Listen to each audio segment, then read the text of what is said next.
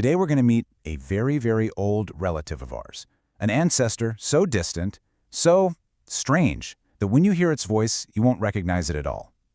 We're talking about the oldest version of the English language, a version that, honestly, sounds more like an alien tongue than our own.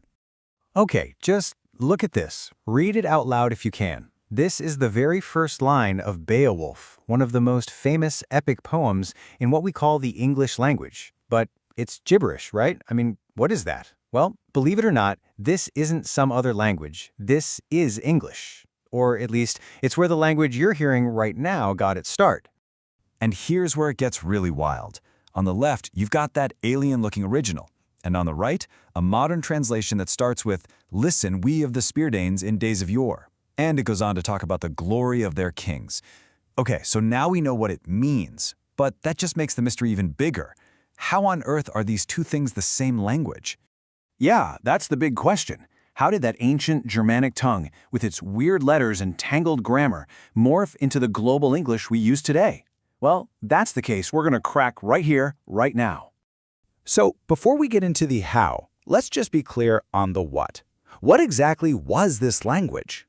So this language is officially called Old English, or sometimes Anglo-Saxon. It's a West Germanic language, which means if you think of languages like a family tree, Old English's closest cousins would be things like Old Frisian and Old Saxon. But it was incredibly different from the English we know.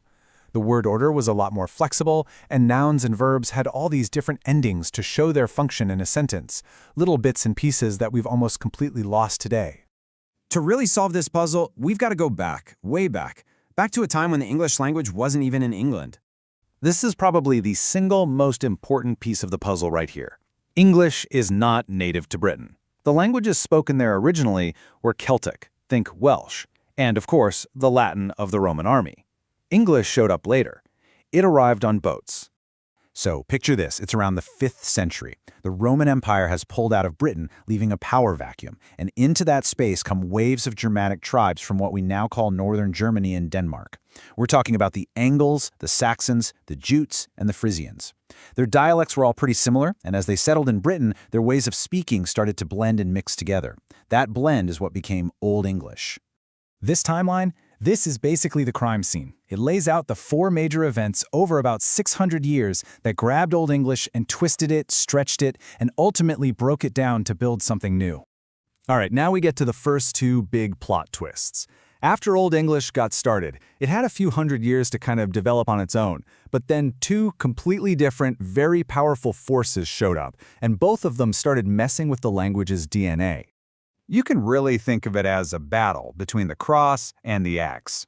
On one side, you've got Christian missionaries bringing a new faith. On the other, Viking invaders bringing swords and fire. One came to save souls, the other came to take land. But you know what? Both of them ended up changing the English language forever. When St. Augustine showed up in 597, he didn't just bring religion, he brought new information technology. The Latin alphabet, the one we use today, started to replace the old Germanic runes. And with this new writing system came a whole tidal wave of new, sophisticated Latin words you needed for church, for scholarship, and for government. And then, the Vikings. Starting in the late 700s, what began as raids turned into full-on settlement. Now, the Vikings spoke Old Norse, which was also a Germanic language, so it was actually pretty similar to Old English. And when you have 2 groups of people with similar but different languages trying to talk, to trade, to live side by side, you know what happens? You simplify. You drop all the complicated grammatical endings and just get to the point. That's exactly what happened. It was a linguistic collision that sanded down the rough edges of English grammar. Now, you might think this constant conflict would have weakened the language, but it was actually the opposite. As the scholar Simeon Potter put it, this whole process was a game. All that friction forced English become more direct, clearer, and in the end, a lot stronger. It was like a workout for the language, painful, but it made it tougher. So, the Vikings wounded Old English. They forced it to adapt. But this next event, this one didn't just wound it. This was the final blow. 1066. This is the date. This is the one you need to remember. The Battle of Hastings, the Norman Conquest. This is the year the Anglo-Saxon world, and with it the Old English language, basically got its death sentence. Honestly, the best way to think about it is like a hostile corporate takeover. The new management, the Normans, they came in and they all spoke French. Overnight, the entire English-speaking ruling class was gone. For the next 300 years, French was the language of the boardroom. It was the language of law, of power, of culture. Meanwhile, the common folk on the factory floor kept speaking English, but now it was a peasant's language. It soaked up thousands of French words for things like justice and government and fancy food, and its grammar got even simpler. The result wasn't Old English anymore. It was something new, a French-English hybrid we now call Middle English. So there you have it. We've cracked the case. 1,000 years of invasions, conversions, and conquests totally remade our language. But did anything of that original tongue actually survive all that chaos? Well, the stark reality is that most of the vocabulary didn't make it. It's estimated that about 85% of Old English words are just gone, wiped out, extinct. But, and this is a huge but, look at what survived. The words that made it through are the absolute bedrock of our language. They're the short, tough, everyday words for the most basic, most important parts of being human. Pronouns, family, nature, simple actions, these are the survivors. This is the heartbeat of Old English, still beating today.